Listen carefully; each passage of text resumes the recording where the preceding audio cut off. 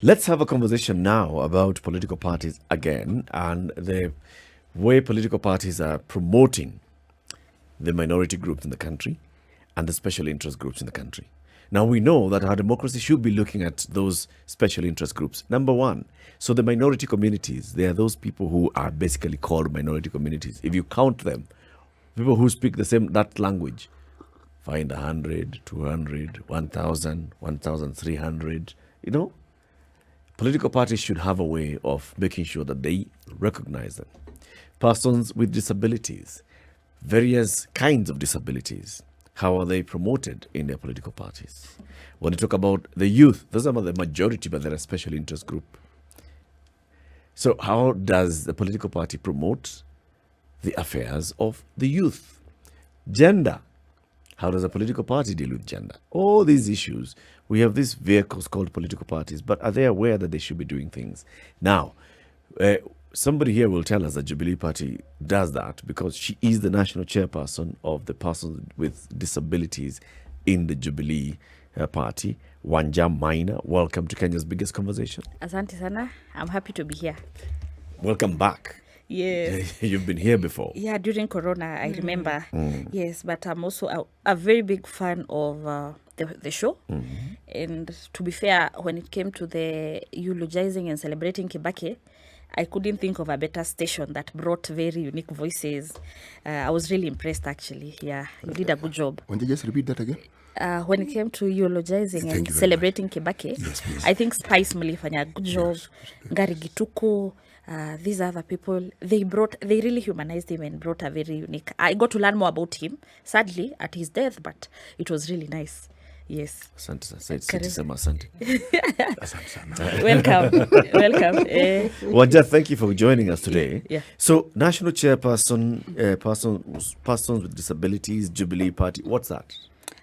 Basically, first and foremost, as you know, Jubilee Party, as it right now, is the ruling party, and most of political parties in Kenya, there has been a push for them to have special interest groups in their leadership. So you realize that most parties are making leagues. Some of them are calling them caucuses, congresses of special interest groups. For the most part, women, youth, and people with disabilities. So in our party, it's called People with Disabilities League, where now I'm the leader. So to just put it simply, is just to promote the interests of those people who are ordinarily not included or involved in political parties' affairs, dissemination of information, pushing for things. For example, in our party, all the aspirants with disabilities were not paying for nomination fees compared to other people. For example, the women were paying 50%. The youth had a waiver of around 60%. So it's just promoting the welfare and their interest in the general political conversation. But then, as a party, tell us about Jubilee and how Jubilee has done. Apart from at this point of nomination, where they waived the fees for nomination for persons with disabilities, what else has Jubilee been doing to promote persons with disabilities' voices within the party? You agree with me that the very nature of political parties is that they are active at certain times, because the whole point, really, we are a party democracy. So the whole point of political parties really is getting into government, into leadership. So maybe the question could be, now that we got into leadership between 2017 and now, what have we done? And maybe moving forward, how does the future look like? But as it were now, political parties are mostly active during certain periods of time. You understand the electoral cycle. So there has been now maybe at the top of my head, really, what the party has done in our party leader, for example, there has been very significant utterances or pronouncements by the president. You remember in December 2021, he was actually the first president to attend the International Disability Day, and he talked about data. He talked about having a very good database. He talked about synchronizing data of people with disabilities in Kenya. We saw him appointing 2 judges. You remember the day there were 34 judges and then 6, whatever happened to them. 2 of them were people with disabilities, you remember, Mumbi and that other guy whose name I forget. We have a permanent secretary. Her name is Her name is Josephta. But obviously now those could be high level, but they are very good announcements just to enforce and to reaffirm capabilities of people with disabilities. But even at the local level, we are seeing a lot of involvement in boards, a lot of aspirations. For example, in public sector, they say that part of the performance indicators is actually how many people with disabilities you employ. So there has been a number of efforts. Certainly we could do more, but at least we are trying. Yeah. You know, this discussion about making or ensuring that there's affirmative action that includes wholesomely people with disabilities into either not just mainstream politics, but mainstream government, mainstream political space. It reminds one of the battle we've had with the two-third gender rule. Because the fact that somebody has a disability does not mean that they are not able to perform or to undertake the tasks that may be required with whatever task that is at hand. It does not mean that they would not make a good leader. It does not mean that they would not make a good public servant. It doesn't. But there is the stigma that we as a society have with disability, beginning right from where we come from. How would you say that the organization that you head has made strides in helping people understand, accommodate, and live with disability as positively as they possibly can? I think that's not people with disability, those who don't have disability, acknowledging and accepting. Yes. I think that's a very beautiful question, and I would say that it's some of these issues are also very much out of cultural extractions. So you find that different communities perceive some of the people with disabilities differently. For example, in sub-Saharan Africa, I think we are part of sub-Saharan Africa. Yes. Only 1% of women and girls with disabilities are literate. So basically it means if you put 100 here, only one is able to do numerics and to read and write. When it comes to men, it's at 3%. What does that mean? That means that some people potential will never be realized because they were disadvantaged from the very beginning, which is denying people an education. So then what does that mean? That means that the problem, it is severe, it is so bad, because remember we're in 2022, people are going digital, people are homeschooling, people are using technology, but there's a person who is an adult now who cannot read or write their name, leave alone other people's names, their own names. So I think when we look at it that way, we just see the grave situation of just how much discrimination and being denied a chance from the very beginning does to you. And it is now a reflection of you'll never get good jobs. Sure. You'll never be able to achieve even social empowerment, leave alone political empowerment. So if to say that we can be able to solve that problem as a person who is heading a league of people with disabilities, I would say that it's such a big problem because it's starting from the cradle, from the very beginning, you're denied a chance. That said, recently I attended a meeting by an NGO called Crown. They had done a research, and one of the findings was that 0.0 the political participation of people with disabilities in Kenya is at 0.0015. 0.0015. That's almost number. Nothing. Yeah. So if you look at it that way, you see that we have a very long way to go.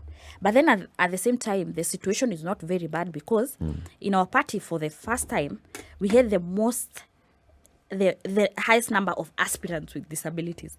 In Nairobi, for example, in Umoja 1 ward, one of the aspirant is a person with a disability, and he's one of the people who are we know that they are going to win. If you look at a place like Mercy, We know that they're going to win. They are so strong. Okay. And They're popular. They are so popular that it's almost, obviously with politics, optimism is one of the things. So we are just somewhere like in Masi, in Nyandarua, we have a candidate.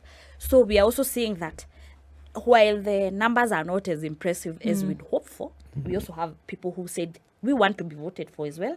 Obviously, not many made it, but we also now have aspirants. Sure. So, Wanja, even as you talk about this, I mean, I think this is probably one of the things that would move change.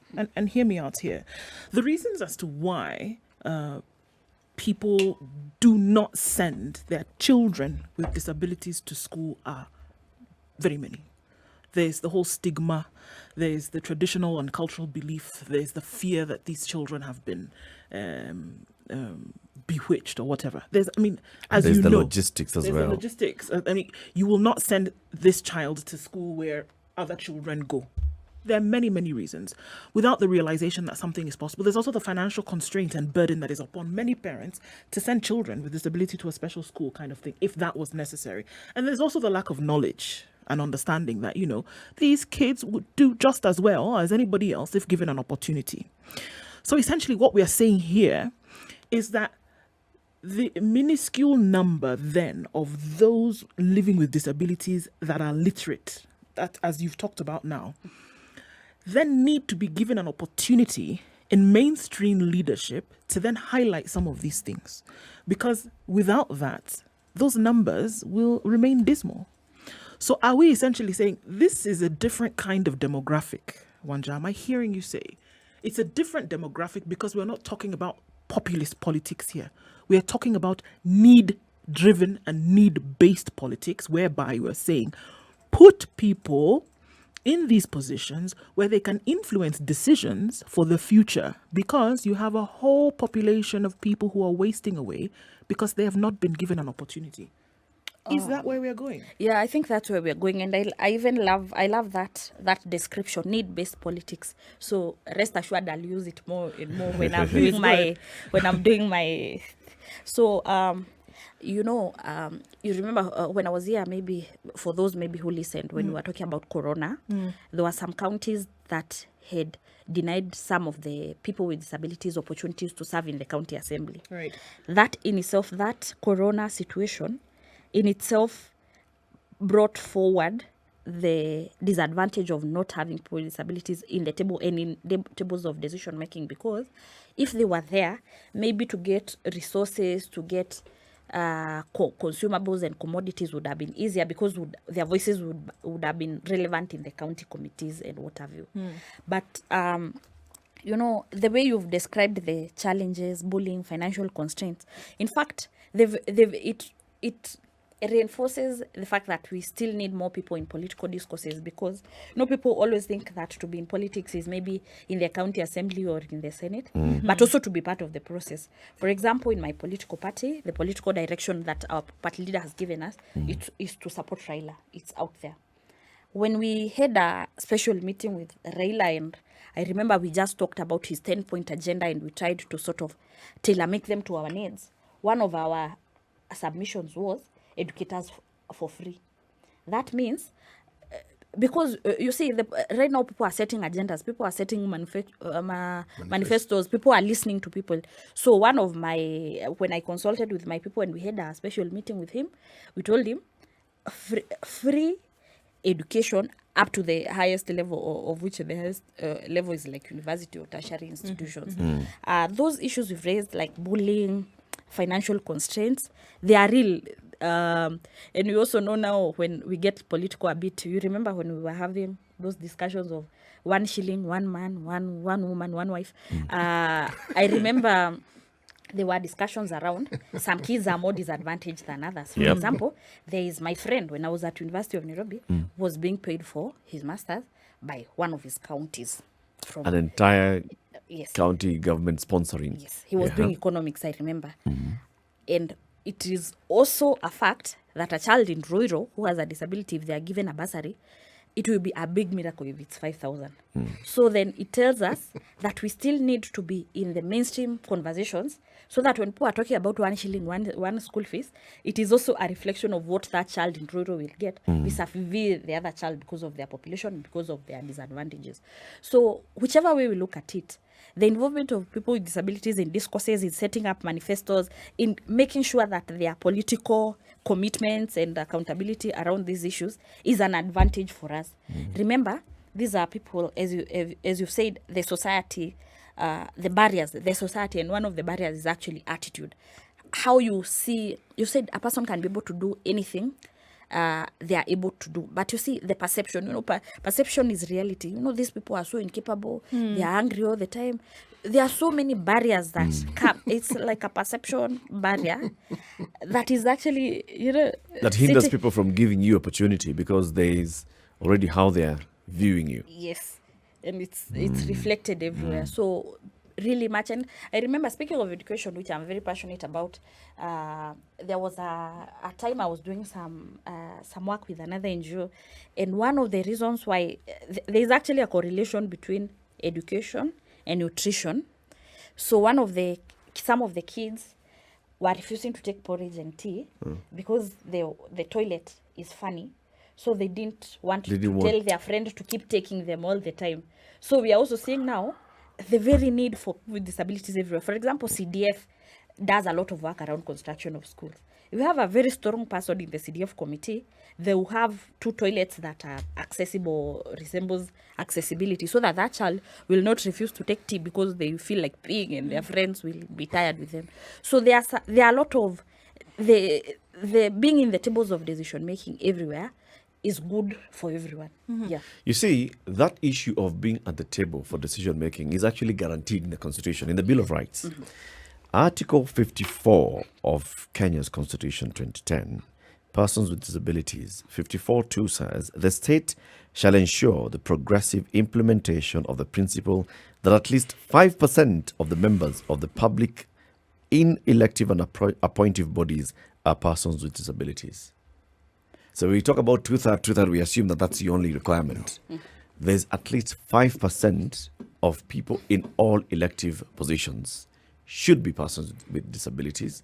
5% in appointive positions should be persons with disabilities. Of course, there's the use of the word progressive, and that's what the state could, we are doing it progressively.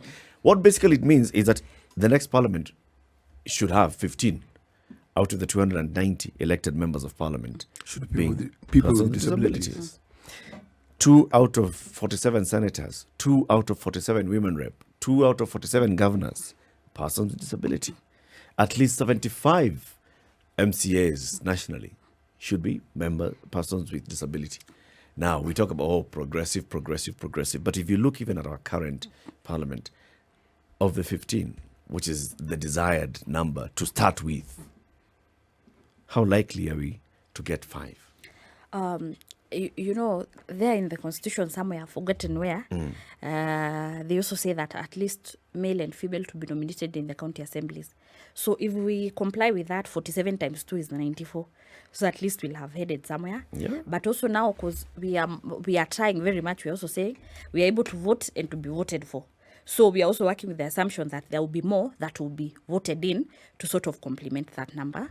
I also saw a very interesting scenario when we were doing the political party nominations, as it were. I also noticed that some people do not disclose that they have a disability.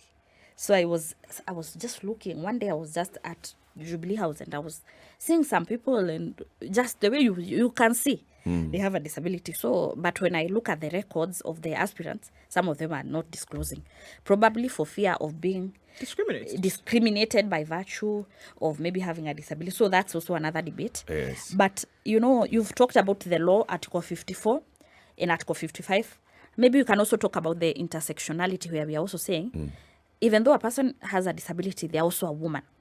So we are also now trying to create scenarios where we are saying, see, there is that to that gender role. Yeah. Part of that to gender role, I remember we were having some political discussions and they were talking about zebra, man, woman. Yep. And as we said, we want rainbow.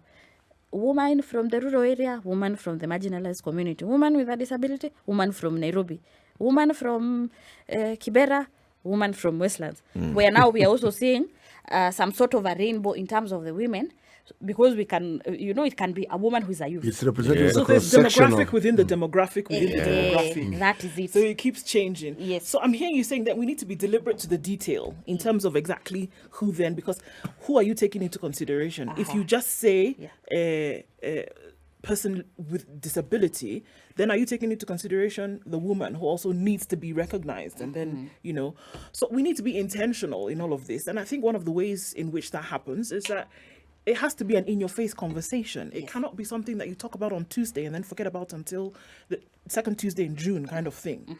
Because And I think if you look at the gender discussion up until now, what has it been? It's been constant drumming of the same message that there needs to be inclusion, because, I mean, and just being bold and forthright in this, Wanja, listening to you and listening to the way in which you speak, nobody is going to guess. Nobody's even going to think that you're somebody living with a disability, right?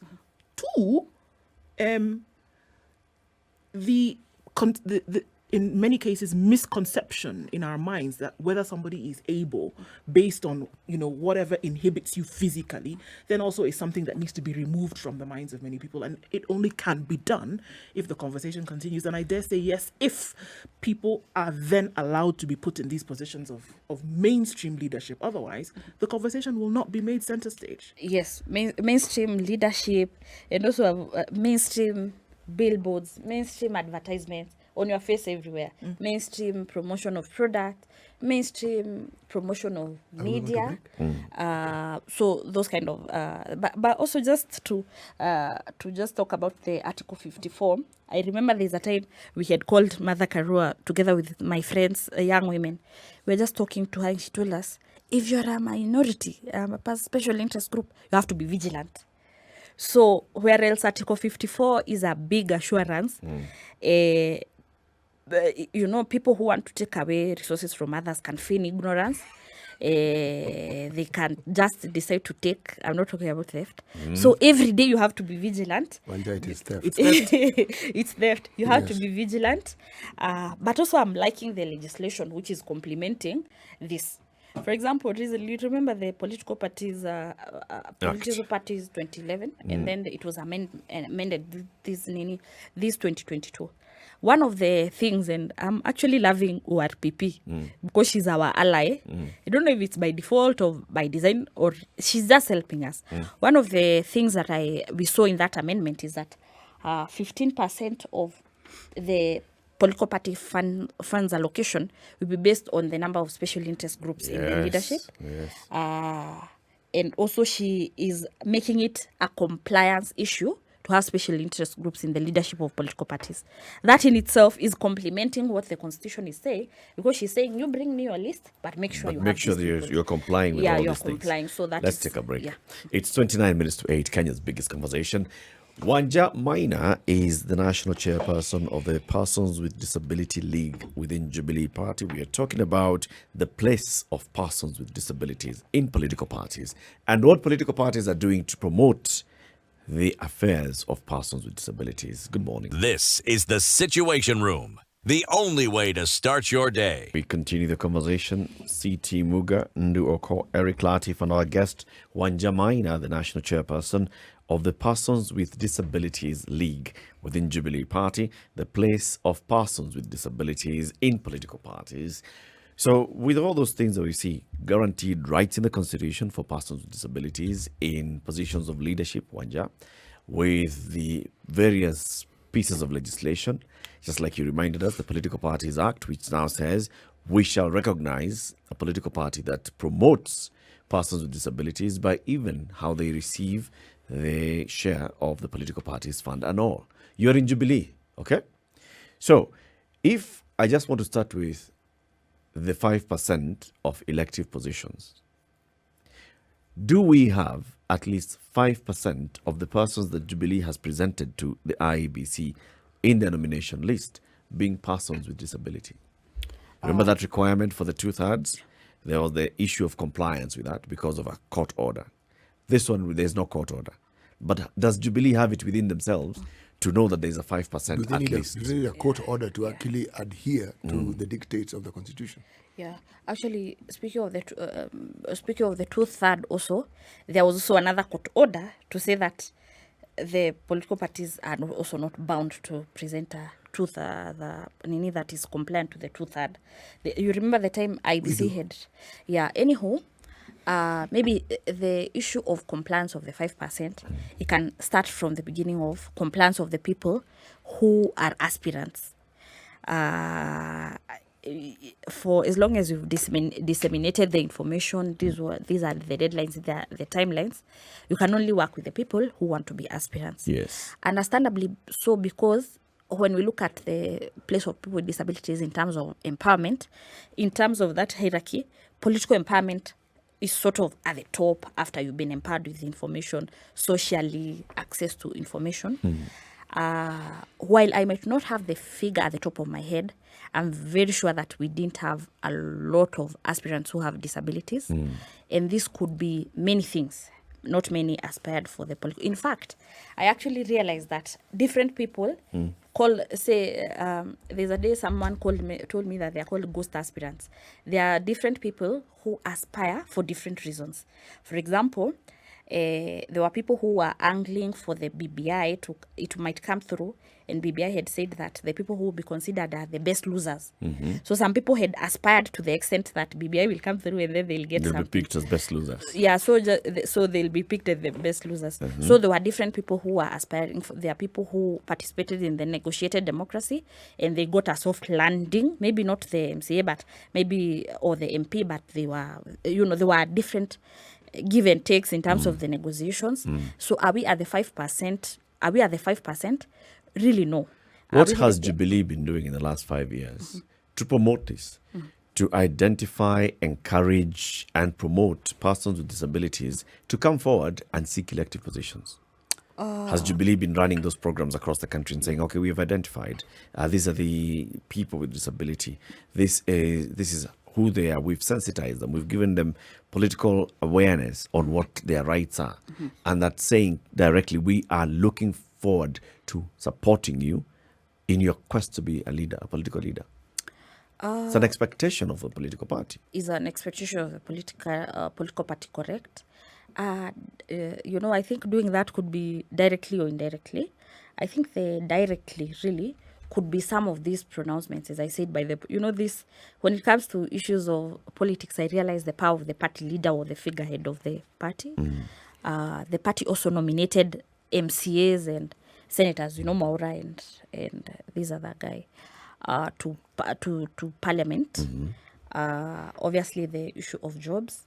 But I also realized that when it comes to the political, to be able to vie and to present yourself as a leader, it takes a lot of empowerment from other stakeholders. I'm talking about non-governmentals. I'm talking about those community places where people say this person is our leader. So maybe we might not put it as, now today we are here to encourage all of you to vote for a disabled person, but there has been attempt and there has been programs, But then again, I appreciate that we have a long way to go. I'll give you an example. For example, City, before you come in, you've just told us about how you have had meetings with Martha Karua, the party leader of NARC Kenya. NARC Kenya has been all out there deliberately seeking out these special interest groups. Sitting down with, for example, persons with disabilities, sitting down with women groups, and Martha Karua herself saying, guys, I have been in the trenches, I'm on my way out, and I need more people to come in. So if you look at Martha Karua's, NARC Kenya's list of leadership, you see very many women and young women. That's deliberate. Jubilee. Well, maybe just to clarify, we didn't meet with her as the leader of NARC Kenya. We met with her as just a woman leader in our many programs. But I would say that we've also been having a lot of programs and projects and a lot of partnerships as well. In fact, the other day I realized we are not doing that badly. When I invited, the way those development partners, they call, we want this number of people, we are going to learn about this. In fact, we've had a very elaborate program with a partner called Westminster, where people it has been even over 2 years and everybody is very fine-tuned. I remember one of the guys telling me, now we've learned more about IBC and compliance issues and other issues. Now we want, they are already very much aware about the electoral timelines, the laws, and what have you. Have we been doing that? Yes. But then again, just to repeat and say that the numbers are not as impressive as we'd like. You also realize that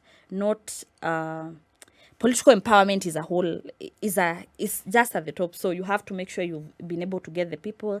In fact, sometimes when there are opportunities, to just reinforce how much people are at the margins of society. Sometimes you share an opportunity. Hey, there's this Nini, send your name. And then some of the members will ask, even us with disabilities, we can send our details. Whereas the opportunity is open for all, they still feel like we are still somewhere at the back. So it's a journey in a way, I think, as the Constitution talks about progressive, just to get people out of their shell. So yes, that is really how I can put it. In fact, Wanja has actually asked the question that I wanted to ask inadvertently. Because it appears to me that the people with disability seem to behave as though the disability equals inability. So they stigmatize themselves, they self-censure. So opportunities that they could very easily not only vie for but also attain, they are the greatest hindrance to their own progress as opposed to other people. You see, I look at the way the discussion around women leaders has been in this country and the two-third gender rule. If women didn't take affirmative action to its very nth and deliberately focus and push the agenda, it wouldn't have moved. It wouldn't have gone anywhere. Women would still be in the backwater somewhere being referred to as probably third, fourth class citizens of the country. But they have made the agenda so important that you have no choice but to take notice of it. You take them seriously. So, I mean, even as you asked that question, sorry. No, go ahead. Go ahead. Then it also then does appear that those who, and it could be maybe one of the laws of nature, that those who then are recognized or then are appointed or then are elected then are the loudest, isn't it? Or those are the ones who've come out at the top, really then pushing the agenda. And then the responsibility then lies on their shoulders to lift up the rest of it. Do you find that also is the case here? It's the Wanja here today, it's the karaoke tomorrow, it's anybody else who's leading the movement is the one then that's likely to be recognized because your voice is heard the loudest. Does it then give opportunity to those who may not be heard and who have a potential of doing well? Yeah, I think that's a good question. I think in most leadership, even leadership in Kenya, really, it has some sort of celebrityhood. I'm the most popular, what have you. But I don't think that's a quality of a good leader. Because ideally, and you've said, are there people who are good leaders but they're not heard? It's like how some people, which I don't think is a very good phrase, they usually say, me, I'm the voice of the voiceless. So the question is, are there people who are voiceless or they're just deliberately unheard? So I think one of the qualities of a good leader, and also I'm not saying I'm the best, but I'm also saying, like, for myself, I'm quite consultative, and then people are leaders in their own counties. So now we work this way around. No, I don't want to say bottoms up, but we work, with the others. So that is for people who deliberately silence others so that they can be popular. I don't think that's a quality of a good leader. But just to come to what City has asked, they are the greatest hindrances to themselves. When I came to SpiceFM around, I think 1 year ago or something, I gave the analogy of that chicken that is usually there, and then it travels from Mombasa to Nairobi, tied in the legs. When you go to the village, people who go to the village, they go with little, but they come with much from the parents. So anyway, so when you're given like a chicken and you've tied it so much, when you come to Nairobi and you untied in the legs, it still will not move. Until now, you take it like this, you lift it up and down, you scare it a bit, and then it starts moving. So to say been that in that state for long, for so so it needs long, to be gingered up a bit. yes, It thinks it's still in captivity. Yeah. that is it. It's like so to say that they are the greatest hindrances to themselves is actually to blame a person who has already been victimized. We are looking at people who have come from very unique and harsh circumstances in their family. Sometimes you hear stories of other people. Oh, my father said, in my family we don't have people who look like this. So these are people who are dealing with a lot of external hit and nini. But that said, I think barriers and people with disabilities have all said, we are not the problem is the barrier. So maybe if we focus from the person and we look at the barriers, what are the barriers to political participation? One of the ones that we identified in our party was just finances. So we said, you will not pay. Whether you are vying for governor, woman rep, you will not pay. So while the governor was paying 500K, no, for us, no one was paying. And if you look at it now in the long term, the person who has attempted to vie is a person who needs more empowerment, so that even though they don't make it in 2022, this is a person with potential for 2027. So yes, the issue it is always better when you focus on the barriers that are impeding achievement of people with disabilities. We are looking at built environment other than the person, because these are people who just found themselves here, and the challenges are everywhere, including denied opportunities to get jobs here. Sure. I have a question. I mean, it may prick a little bit, but then is there the expectation that those who would be accepting of you, or those who would vote for you, should always be sympathetic and or empathetic to your situation? Or is there a point whereby you would have been integrated into the system, as it were, enough until people don't have to say, well, we got to give them a chance. We got to give this person a chance. Do you always expect that there will be that look upon, like, come on, guys, we have to give them a chance because, they've not had a fair shot at things? Or will it get to the point whereby it is so well saturated that nobody needs to be empathetic or sympathetic towards you? That's the aspirational future. We aspire that to be the future. But just to pinpoint someone like Tim Wanyonyi in I think 1 month ago, where he was one of the biggest negotiators. I want to be governor. They had a boardroom, and we know the outcome. I think Tim Wanyonyi is a very perfect example of just a person who is politically empowered, because he's vying for the 3rd term. We have, for example, one of the ladies, I think her name is Danita Gatti. Gatti. She got the ticket to aspire in, I don't know, Migori or Homa Bay? Migori. Migori. She was a women rep before, then she had an accident. Yes, and then she was nominated, and now she has gotten the ticket. Yes. Anyway, just to put it this way, in the ideal world, everybody wants to be seen by their potential and what they can be able to achieve. But until we get there, we just have to keep pushing, because if someone gives me a vote, I don't know what inspired them to give me the vote. In fact, we've also seen people, like, for example, we've seen a person being given because they are a widow. How because people they're the widow of the immediate former. So how people... But Wanja, yeah, I am saying you're not pushing enough. Yeah. The wearer of the shoe is the one who knows where it pinches. If people with disability don't highlight their normalcy and don't highlight and don't, again, an in-your-face approach where you are not going to run away from it, and you're not going to be allowed to keep living with the misinformation and the myths that you've lived with all this time, and you're being told, excuse me, remove that from your mind, okay? The fact that I have this disability just means I have that disability. It's like, if you're tall, it doesn't mean there's anything else. You're just tall. Yep. Okay? It doesn't mean you're clever. It doesn't mean you're better than anybody else. You're just tall. Okay? If those disabilities don't push the agenda, nobody else will. You have to push that agenda to the point where people say, folks, you need to pay attention. We need to pay I attention. gave the example of women because that's what they have done. Yep. They have not given the male leadership breathing space. And by so doing, they're actually showing they have ability. Yeah.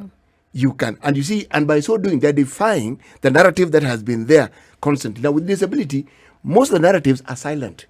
People don't talk about them because you don't want to be seen as though you're picking on these people with disability. But it's there. It's like this silent tribalism where every community has this negative thing they say about the others. But in public, we're all Kenyans. But at the back of their minds, like in Yawa. See, those are the things that you must fight and get rid of. Because you don't want people to pity you. Forget that nonsense. The best they can do is empathize. But not sympathize.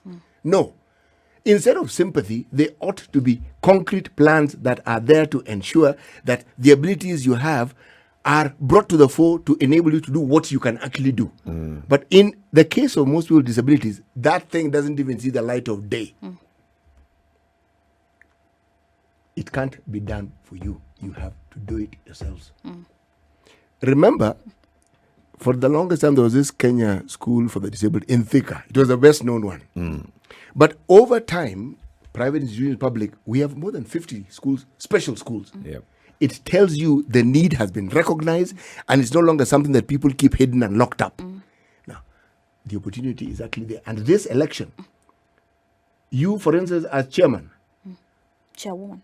so please forgive me for my male chauvinism. Chairperson. As chairperson. Chairperson, yeah. Yes. Yeah. If Jubilee does not nominate you, then all these things about talking about gender parity, It's nonsense. Yeah. it's utter nonsense. You can't be chairman of say an important and then you're not nominated Yes. for no less than senator. Forget the MCA. But is let an me important ask, position. even before we get to the nomination, Yes. did you seek an elective seat in this election?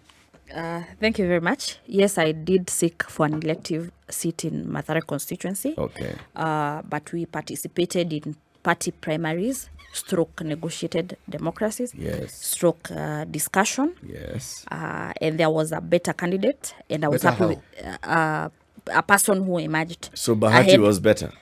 in terms of No, some no, no. Let's criterions. just put this. Yes. Bahati is the one who got the Jubilee ticket. Yes. Okay. Yeah. After first being he was given, then it was withdrawn, then it Yes. was reinstated. Yeah. So Bahati, who has no history working in the political party structures, Yeah. versus Wanja, who is a leader within the hierarchy of the political party And a voice too. and a voice too, was better. And you want to tell me that Jubilee is actually working hard on the plight of persons with disabilities? Well, I would say I presented my candidature as a candidate. Really, I did present myself as a candidate of people with disabilities.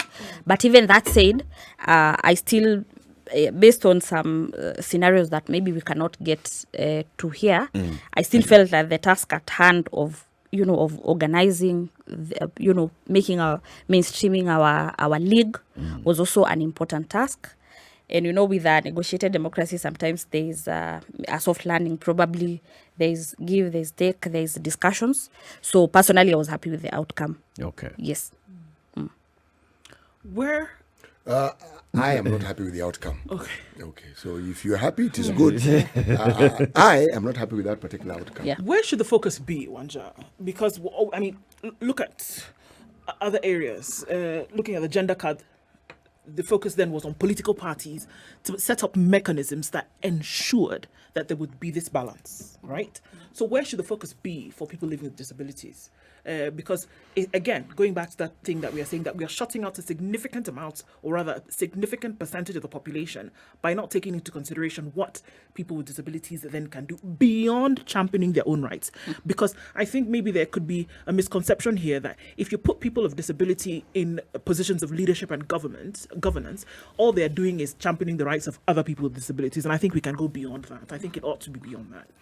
That there is a significant contribution that they can make towards governance and leadership. So we have a whole picture. But where should the focus be to make sure that that collective contribution then is being made, as we have seen with the political parties being made to focus on the gender agenda? The other day we were speaking with my friends and they said, is disability a leadership quality? And then we sort of generally agreed that the way we say women are encouraged to apply is more or less of saying even people who ordinarily don't get jobs, Also come and encourage join the you come, but when you get here you'll do the job. So if you're in a media house, the job is talking to the mic. So it's just saying you're encouraged to apply because ordinarily, based on barriers and based on you wouldn't consider yourself a candidate.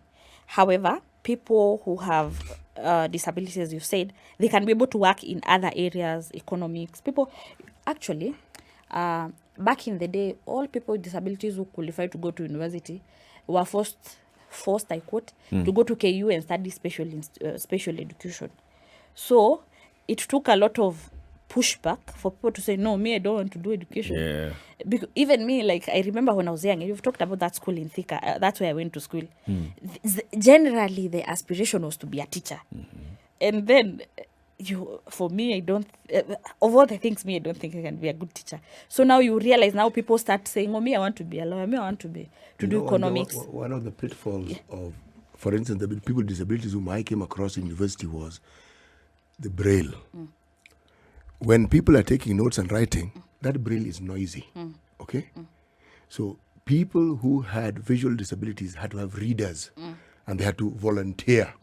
Now, I know I was a reader for some of my colleagues, so I know what the task was. But you see, this is the whole point. People made breakthroughs and forged and became, should we say, luminaries in their field with that disability. That was a long time ago. Okay? 1981 is when I graduated with my first degree. All right? Now, what I'm trying to say is, it is many years since 1981. So the conversation that was being held in 1981 can't be held now. Surely. No. We can't be at the same spot. Be some kind of progression. We must be moving. But we are still at 1%. So No, probably, that percentage is too low. We need more. yeah, but the education outcomes, the people with disabilities who are educated, as I said, it's 1%. That's Yeah. what the research is saying. Yeah. So probably you're thinking about that friend because you interacted with them in class, and maybe they were just maybe they were the only people in university then. Actually, no, in my year there were around 4. There were 4 to be precise. Those were the only 4. They were Yes, the only they were four. the only 4. They were the only four. That's what Wanja could be saying. That's saying they are still very But small. they were not the only Yeah, 4 yeah. in their age group. No, they are not. It was probably many the only more. 4 in the whole country. Yeah. Probably. But thank you very So much, that tells Wanja. you that the number is still very minimal. But you said, where should the focus be on? I think media.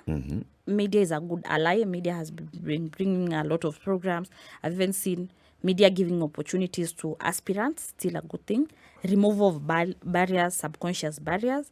A lot of our political parties, this is in wholesale in the whole country, ensuring that they have disability leagues that are functional throughout the 5 years. And most importantly, everybody to change their attitude. Yeah. Well, now you're in the leadership of a political party. Yeah. We'll hold you accountable for that. Asante.